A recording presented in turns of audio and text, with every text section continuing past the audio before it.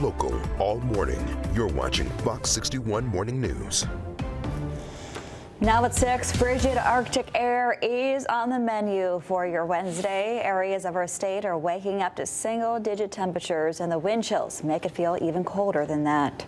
Good morning. Happy Wednesday. Thanks for starting yours off with us. I'm Erica Arias. And I'm Bridget Piorlo. Once again, bundle up if you're heading out to work or school this morning. Meteorologist Rachel Piscatelli is joining us now for a closer look at the impact. And Rachel, definitely feels cold enough to snow. Oh, absolutely. It definitely feels like it, but thankfully we don't have snow this morning. By the evening, though, we could bring in a couple of spotty snow showers into the overnight hours tonight and into first thing tomorrow morning. I think it wraps up prior to daybreak, and we're not talking about a blockbuster snow storm for us, just a weak system coming through and might coat up the ground. Right now, though, our wind chill values, this is what we're really focusing on this morning, is the wind chill. It is brutal outside as you want to limit your time outdoors and certainly dress appropriately for the numbers that we're experiencing this morning. Anywhere from 3 to 7 miles per hour in terms of our wind, so there's not a lot of wind out there, but it doesn't take much to take our real feel down just a little bit.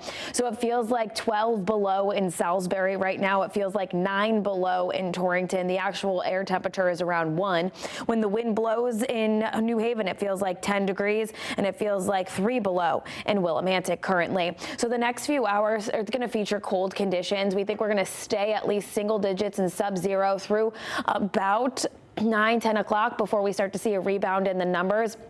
It's not going to be as cold as yesterday. Numbers will get up into the mid to upper 20s to right around 30 degrees. And then there's that snow chance as we head into the overnight hours, mainly after 5 and 6 o'clock. You'll see that snow chance does increase. It wraps up prior to daybreak on Thursday. Then for Thursday, we'll have a slight surge in the numbers. Temperatures will be in the middle 40s in the afternoon before we build in some brutal cold as we head into this upcoming weekend. Dangerous cold as well. We'll have more details on that coming up in just a bit. Here at 6:02, largely quiet across the state. We'll take a live look outside over in Waterbury on 84. Both directions are featuring light volume this morning, and there's no incidents or road work. Road work has wrapped up for the morning commute, so not concerned with any slowdowns there because of it. So Windsor to the 84 interchange, 3 minutes, and no delays over the Founders Bridge this morning over in Hartford. Over to you. Rachel, thanks so much. Well, with the bitter cold settling, and a lot of people still have to head out and work outside. Yeah, Fox 61's Priscilla Meza is live this morning with important safety tips to prevent cold-related illnesses. And Priscilla, even when I was walking to the car this morning, my fingertips started tingling. I really could have used a heated steering wheel. It's that cold. Yeah, good morning, Bridget and Erica. I'm at a rest area here in Brantford near I-95, and it is very cold out here. So cold that people who work outdoors need to take certain precautions because it can be dangerous for them. That is according to the Occupational Safety and Health Act. They say anyone who works outdoors is at risk of cold stress, especially when temperatures drop and wind speeds increase. Now, Rachel was just speaking a little bit about this wind chill. The thing about it is that it can make it feel much colder, pulling heat from the body faster and increasing the risk of hypothermia and frostbite. So to stay safe, here are some tips for workers. Make sure you dress in layers, keep your clothing dry, and take regular breaks to warm up. OSHA also recommends drinking warm, sweetened fluids and avoiding direct contact with cold metal surfaces with bare skin. I mean, I can't even hold this microphone without my gloves. It's that cold. Also, employers are required under federal law to provide a workplace free from known hazards, which includes proper protective equipment and training on recognizing those symptoms of cold stress. Health experts say early warning signs of hypothermia include shivering, confusion, and trouble with coordination, while frostbite can cause numbness, tingling, and pale or bluish skin, most often in the hands and feet. So if someone is showing signs of severe cold stress, make sure to get them medical help immediately and take them to a warm, dry place in the meantime. But the key takeaways this morning is make sure you stay dry, dress properly, and look out for those early symptoms of cold stress like hypothermia and frostbite. In Brantford, Priscilla Meza, Fox 61. All right, Priscilla, great tips there. Appreciate that. Thank you. 6:04 now. The town of Vernon is advancing a school bus stop arm program, an enforcement ordinance. That's what it's called. It was unanimously voted in favor of by the town council last night. The goal was to catch drivers that illegally pass stop school buses by installing these cameras on buses, catching drivers in the act. One violation is too much because one violation could lead to one of those incredible, horrific tragedies that we all want to avoid. For first offense, okay, but after that it needs to be more severe. The money would go toward the town's public safety fund and camera maintenance. A final vote and public hearing on the matter is set for February 3rd. Lieutenant Governor Susan Bysiewicz is going to be in West Hartford today to highlight a new state grant aimed at improving bike and pedestrian safety. Town leaders say West Hartford is getting $385,000 through Connecticut's DOT Community Connectivity Grant Program. Now, that money is going to go toward building a two-way separated bike lane on Farmington Avenue, plus traffic signal upgrades and other roadway improvements. The event is set for 11 a.m. at West Hartford's Town Hall. Also happening today, the Special Olympic Winter Games are just over a month away from kicking off, so Eversource volunteers are setting up the snow guns to create the cross-country skiing and horseshoeing courses. We're checking in with Fox 61's Glenn Kittle. He's joining us live in Windsor, where the course is being set up right now. Snow guns, they're still going off behind you?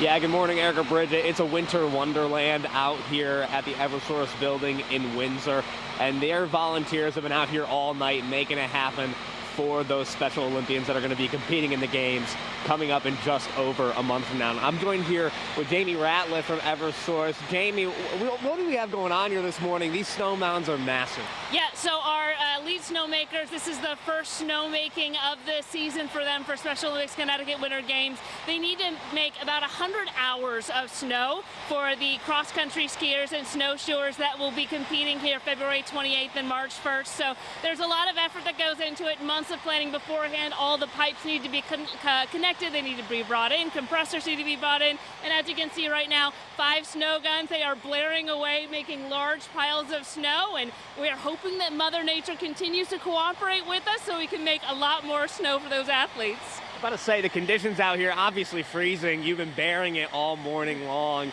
Tell me about, yeah. So tell me about the conditions out here that are perfect for snowmaking. So you need extended periods of 20 degrees or below to really be making that man-made snow. And so we've been very fortunate. I know that not everyone's loving the cold weather, but we love it right now because it allows us to have these long stretches of making snow. We've been making snow for about 24 hours now, and we are hoping for even more cold temperatures, which we hear are on the way this week. So we'll be making even more snow. All right, Eversource, obviously a proud sponsor of the Special Olympics.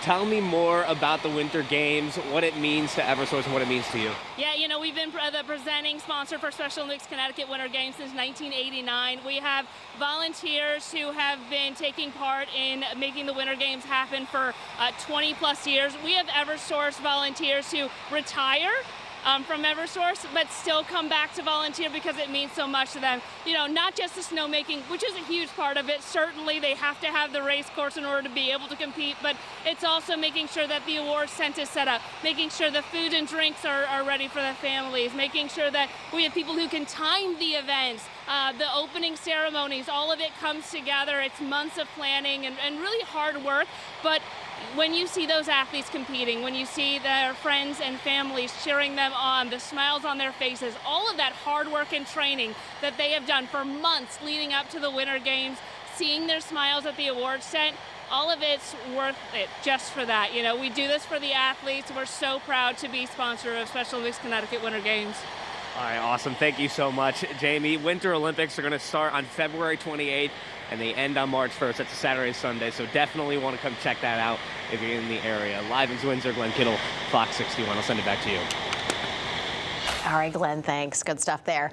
Well, it is sentencing day for a man charged in a deadly boat crash from 2022. Now, police charged Kerry Sheltra with manslaughter, assault, and risk of injury to a minor. He pleaded no contest in the July 2022 deadly boat crash in Portland. That crash killed Wayne Hamler. Prosecutors said that Sheltra's actions on the Connecticut River that day directly led to the deadly crash. A plea deal has been offered for a man charged in a deadly boat accident in Old Saybrook from 2024. Clayton Hackling made a brief appearance in New London Superior Court. That's where his attorney requested more time to review evidence. Prosecutors have offered a deal of 30 years, suspended after 15, with 5 years of probation. Police say that Hackling was boating under the influence when the September 2024 crash killed 3 men returning from Block Island. He has been charged with 3 counts of second-degree manslaughter. His next court date is March 23rd. 6:10 now, developing in Bloomfield this morning where a man was shot on Elizabeth Avenue. Police say it happened just before 8:30 last night. When they got to the scene, there was nobody there, but they did believe several vehicles were involved. Officials believe the victim either drove himself or was driven to the hospital. Police say the 40-year-old man was shot in the chest, side, and the arm. Officers do not believe anyone else was hurt. Meriden police say 22-year-old Jerron Johnson was the person who was killed in the shooting on Monday. Officers say he was shot on Cook Avenue around noon. He was taken to the hospital where he later died. There is no word yet on a shooter or what led up to the shots being fired. A man from Prospect is under arrest after police say they found more than 100 images of child pornography in his possession. Police began investigating 33-year-old Alexander Beardsley when he was a resident of Ansonia back in 2024. Beardsley was held on a $75,000 bond.